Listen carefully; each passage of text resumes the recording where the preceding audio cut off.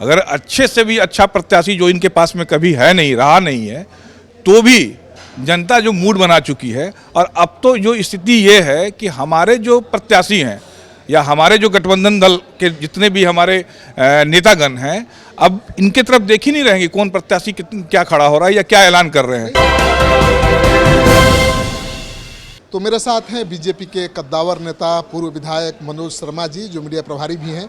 अभी आज इंडिया गठबंधन में सीट शेयरिंग का ऐलान हो गया। कांग्रेस को 9 सीटें मिली हैं, 5 वाम दलों को मिली हैं और बाकी सीटों पर आरजेडी लड़ेगी। मुझे तो लग रहा था कि चुनाव परिणाम के बाद इंडिया गठबंधन अपना सीटों का ऐलान करेगा कि कौन किस लोकसभा क्षेत्र से कौन पार्टी लड़ी। चलिए, अच्छी बात है।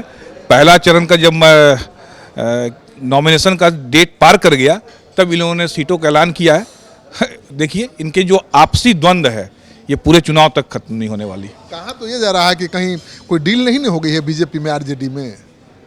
नहीं, इतनी हताश है ना विपक्षी पार्टियां, ये इतने हताश हैं क्योंकि जमीन को तो ये देख रहे हैं और ये देख रहे हैं कि जनता का अपार समर्थन नरेंद्र मोदी जी को मिल रहा है।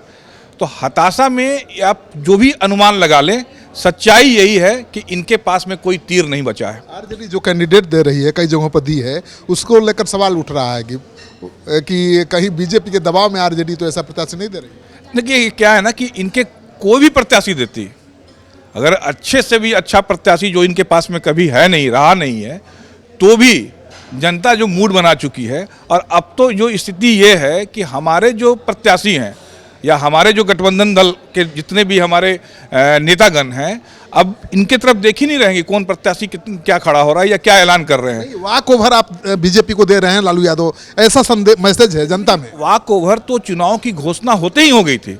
वॉक ओवर तो उसी समय हो गई थी जब हम विकसित भारत का संकल्प ले रहे थे। वॉक ओवर तो उसी समय हो गई थी जब बिहार में नरेंद्र मोदी जी का लोकसभा चुनाव के पहले आगमन हुआ था। तो ये वॉक ओवर तो पहले ही से है। केजरीवाल जेल चले गए, हेमंत सोरेन जेल चले गए, तेजस्वी यादव सुरक्षित हैं और चर्चा हो रही है जनता में। देखिए, जो भ्रष्टाचारी हैं उनको आज न कल तो जेल जाना ही है।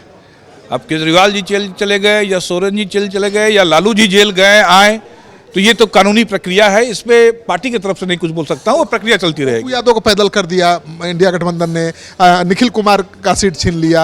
आपने देखा कई सीटें ऐसी हैं जो बड़े नेता लड़ने वाले थे कांग्रेस के, वो सीटें ही नहीं बची। क्या है कि कांग्रेस तो बैठ गई, कांग्रेस का कोई वजूद रहा नहीं, तो इसके जितने भी नेता हैं अब केवल नाम के बड़े नेता रह गए। अब वे कांग्रेस को पहचानने के लिए आरजेडी यहाँ तैयार नहीं है और आरजेडी को पहचानने के लिए यहाँ की जनता तैयार नहीं है। पप्पू यादव, कन्हैया कुमार तो कांग्रेस के बड़े नेता हैं ना, भले बीजेपी के नहीं। भैया, करे कि जो पार्टी ही डूब गई, अगर डूबते नाव में कोई बड़ा व्यक्ति भी बैठा हो वो भी तो डूबेगा। तो इसलिए नोटिस लेने लायक इन लोग रहे ही नहीं।